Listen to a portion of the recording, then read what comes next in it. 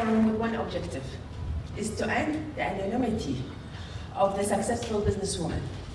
We are very widely known locally, very famous among GCC countries and the Arab region. However, the world in general does not know much about us. So we need an address, and the UK is the perfect place for us. That might be because of historical relationship between the UK and the Arab region.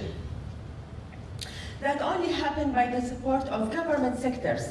And so we are particularly honored today to announce the support of Mayor of London, Boris Johnson, and to have Ms. Munira Mirza with us today, the Deputy Mayor of Education and Culture. Boris Johnson likes to remind Arab visitors when they come and see him at City Hall, the very word Trafalgar, Trafalgar Square, is of course Arabic in origin. And he's one of the very few politicians, perhaps the only politician in Britain, who actually reads Arab poetry for pleasure.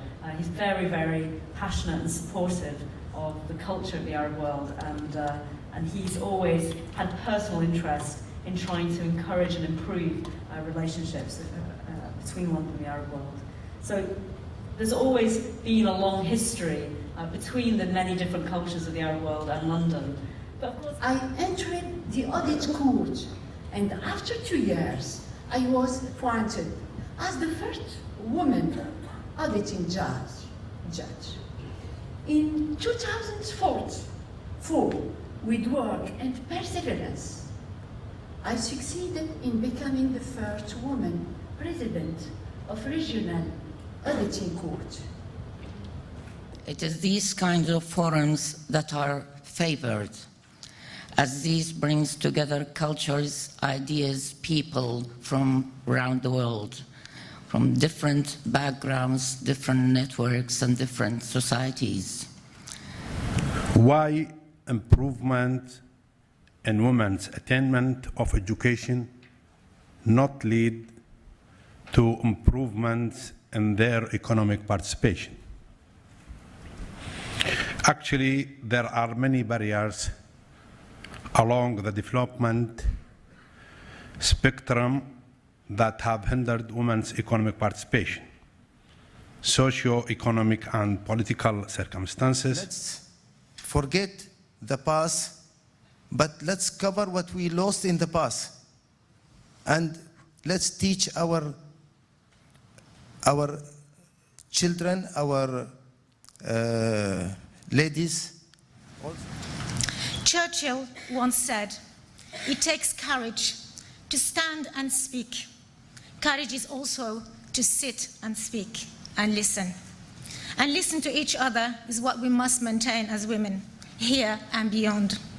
Our work as women, in whatever discipline we choose, must continue to grow. Stronger, whether building a business or supporting a needy person, getting involved in political life or helping another woman to read and write." I will share with you how to be a genius in 5 simple steps.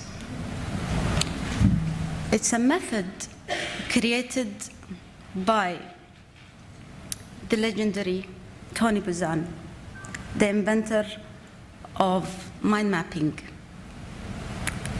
He created this concept. He wrote more than 150 books about brain power, how to release your inner genius, how to be a genius, how to use the ultimate capacity of your brain. And today, I'm honored, privileged, thrilled that Professor Tony Buzan is honoring me with his presence today. Thank you, sir. To share with you my daydream. 30% of registered businesses worldwide are women. A fact that is not known is 1/3 of the businesses in the Middle East are set up by women.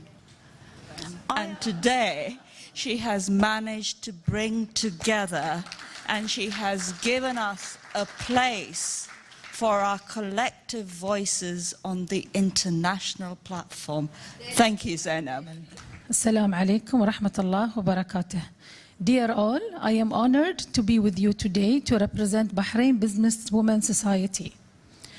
Our gratitude to our leadership, His Majesty King Hamad bin Isa Al Khalifa, His Royal Highness Prince Khalifa bin Salman Al Khalifa, the Prime Minister, and His Royal Highness Prince Salman bin Hamad Al Khalifa, the Crown Prince, for their continued efforts in leading Bahrain to rank high in women empowerment. At Islamic Relief, we don't just help people in poverty, we lift them out of poverty. So our work isn't just about hand-ups. We want to help people stand on their own 2 feet. And this is where encouraging entrepreneurship comes in.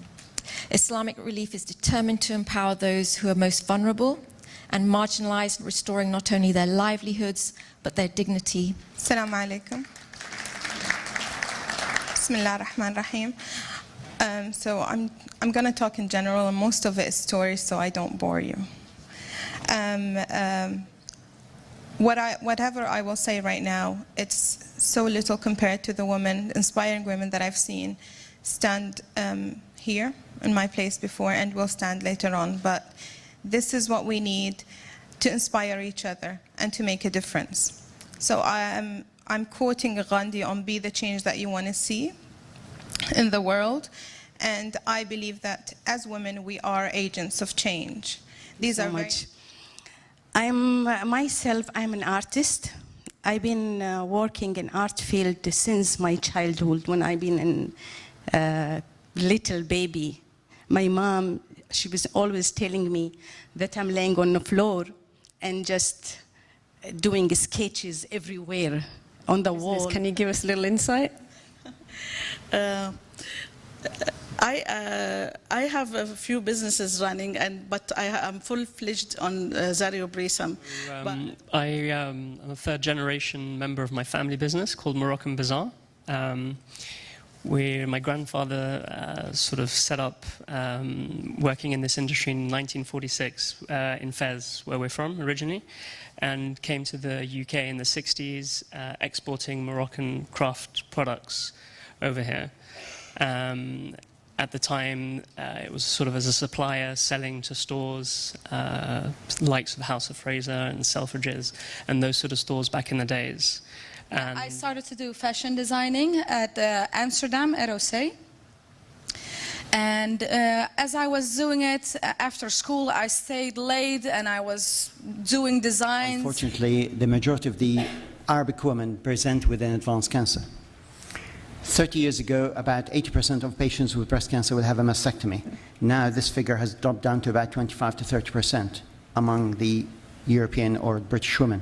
But among the Arabic women and the Muslim women, the mastectomy rate is still 75% because a lot of them present quite late. And that's partly because of poor education or health education. Some of them